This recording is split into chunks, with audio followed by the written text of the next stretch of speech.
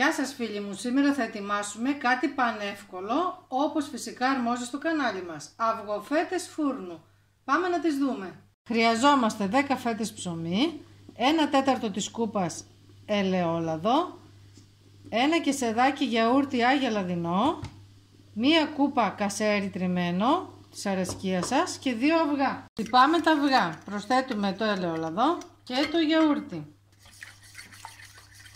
Πανεύκολη συνταγή, γρήγορη και φυσικά δεν είναι στο τηγάνι, οπότε μας πέφτει πιο ελαφρύ.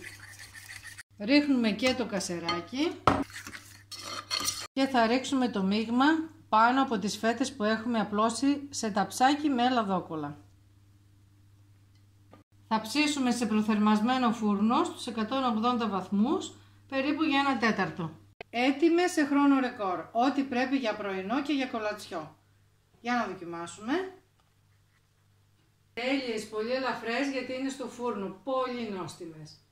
Άλλη μια συνταγή μας τελείωσε. Μην ξεχάσετε ένα like, μια κοινοποίηση, ένα σχόλιο, ό,τι θέλετε. Και μια φωτογραφία μπορείτε να μας στείλετε στο Facebook. Αυτά φίλοι μου, να είστε καλά, φιλιά πολλά, γεια σας.